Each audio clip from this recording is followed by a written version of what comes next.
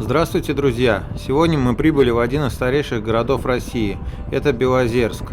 Датой основания города считается 862 год, на основании упоминания в повести временных лет.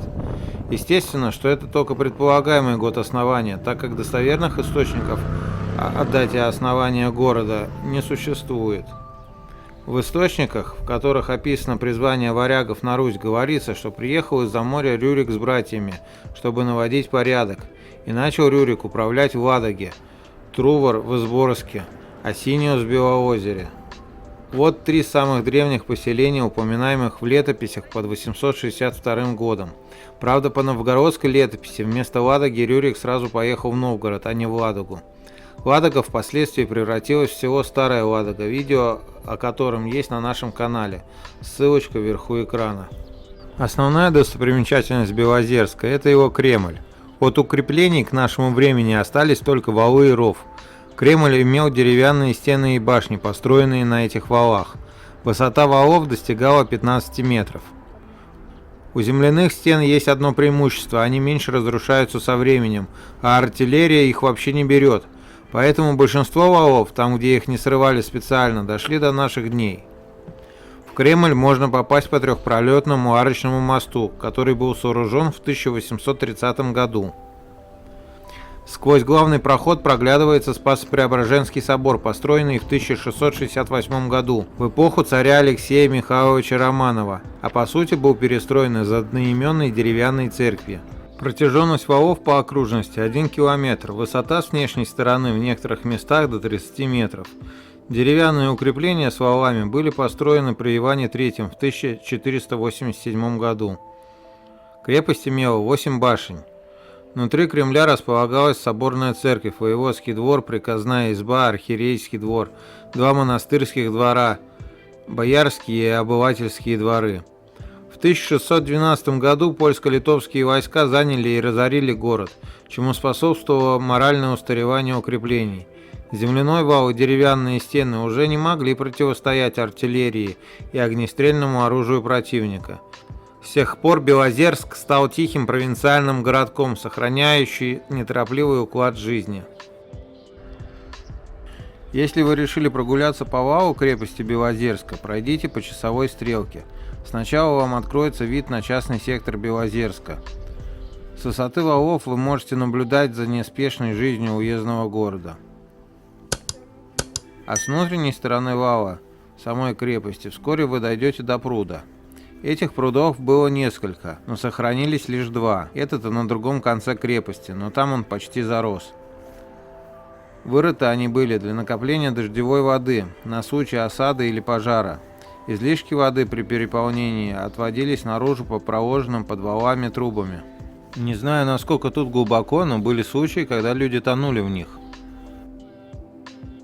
Пройдя пруд и сделав поворот, с вала откроется красивейший вид на Белое озеро. С 1964 года озеро входит в состав Шекснинского водохранилища, которое является частью Волго-Балтийского пути.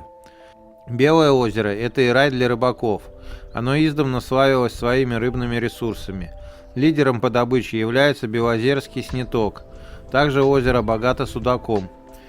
На набережной даже существует скульптура, которая посвящена этому пресноводному хищнику. Шатровая колокольня, возвышающаяся над остальными зданиями, это колокольня храма Спаса Всемилостивого. Кстати, на нее можно подняться, и с нее посетителям откроется прекрасный вид на Белое озеро.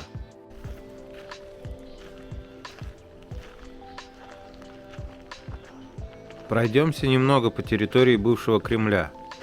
Трехэтажное кирпичное здание духовного училища построено в 1912 году. Первоначально оно было Г-образное в плане. В середине 20 века к западному торцу здания была сделана пристройка такого же объема, с идентичным, но более грубо выполненным декором. Здание в плане стало П-образным.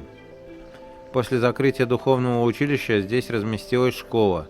На мемориальной доске, установленной на здании, можно прочитать, что здесь учился знаменитый поэт-фронтовик, лауреат Государственной премии РСФСР имени Максима Горького Сергей Сергеевич Орлов. Позже здание было передано Белозерскому педагогическому училищу.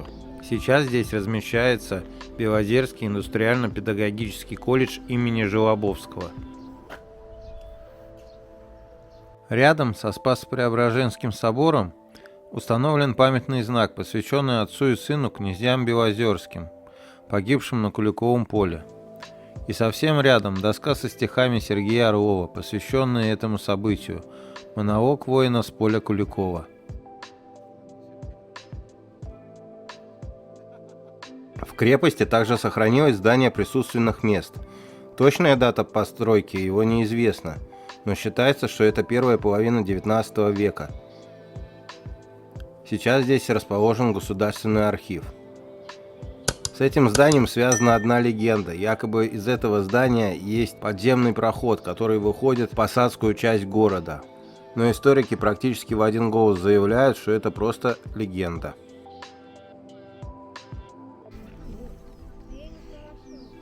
С северной стороны Белозерского Кремля у подножия вала расположен Парк Победы.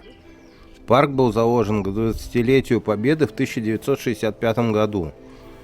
Парк, можно сказать, поделен на две зоны. В одной находится танк Т-34 на пьедестале, который был водружен на него в 1979 году. Вторая часть парка – это мемориал воинам-белозерцам. Скульптура воина с девочкой была торжественно открыта 9 мая 1969 года. В 1970 году за спиной солдата была установлена стела, где записаны имена погибших и белозерских воинов, всего больше 800 фамилий. В 1975 году был зажжен вечный огонь, а по бокам от него замурованы капсулы с землей. На крышках капсул названы области, края и республики, где сложили головы белозерские воины. Известный писатель Симонов сказал: «Немец до Белозерска не дошел, но солдаты из древнего города оставили свои подписи на колоннах Рейхстага».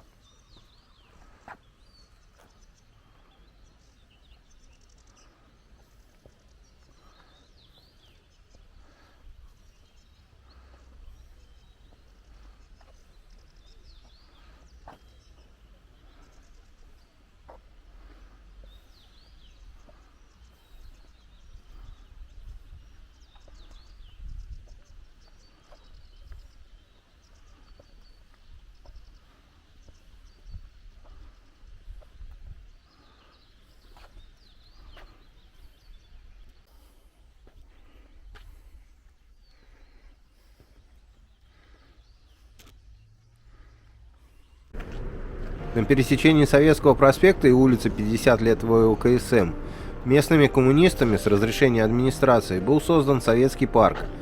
Сюда был перемещен памятник Ленину из центра Белозерска, так как земля в центре, на котором находился памятник, принадлежала строению, которое приобрел частный предприниматель. А сам памятник до появления его в Белозерске стоял в кинотеатре «Комсомолец» в Череповце. Про него тоже есть видео на нашем канале.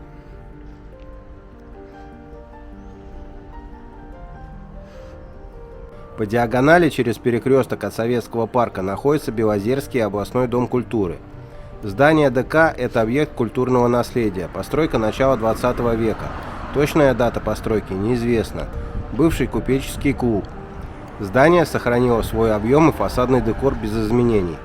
Первоначальная отделка интерьера утрачена.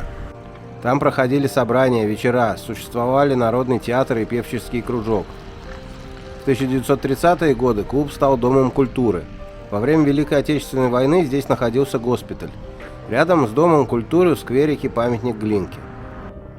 Как раз на рубеже 19-20 века город пережил свой расцвет. Городская застройка была представлена купеческими двухэтажными домами и 17 каменными храмами. Но ввиду отдаленности от железной дороги промышленность не получила должного развития в Белозерске, и город так и застыл со своей малоэтажной застройкой и неспешным ритмом жизни. Практически все домики на Советском проспекте ближе к центру являются объектами культурного наследия регионального значения. Торговые ряды представляют собой традиционный тип каменных торговых рядов, который сформировался ко второй половине XVIII века. Датой постройки является 1840 год. Изначально представляли собой два горизонтально протяженных строения, расположенных по сторонам центральной торговой площади. До настоящего времени сохранилось только одно крыло. Здание в целом сохранило свой первоначальный объем и декор и не было перестроено. В советское время здесь находились книжные, хозяйственные и продовольственные магазины. Сейчас также помещения для торговли. Есть в Белозерске и памятники деревянного зодчества. Например, дом купца Поздынина. Это начало 20 века.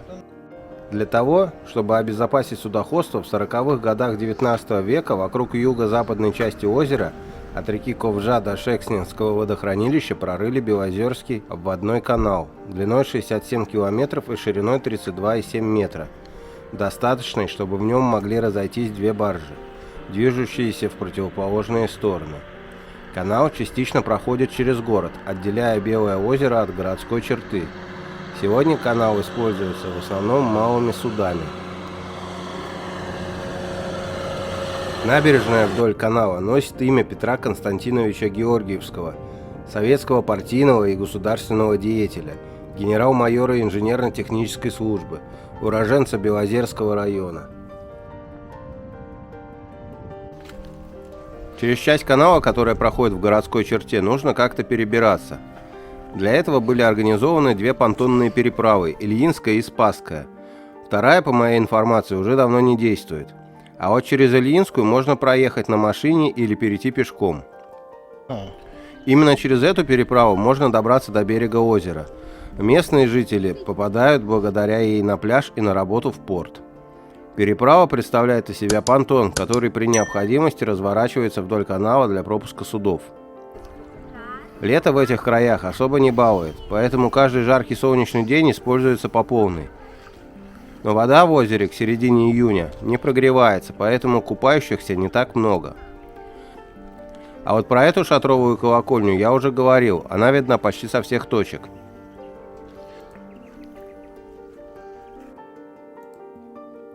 Здесь же рядом находится пролив, по которому можно попасть из канала в озеро. Для того, чтобы снизить волнение в канале во время сильных ветров, сооружен молвонарез. Это гидротехническое оградительное сооружение для защиты акватории от волнения, примыкающее одним концом к берегу. Выдвинутая часть мола делается обычно на метр-полтора выше остальной, и на ней устанавливается сигнальный огонь или маяк. Так и здесь. Мой рассказ об этом старинном городе завершен. Если вам понравилось, ставьте лайки, подписывайтесь на канал. До новых встреч!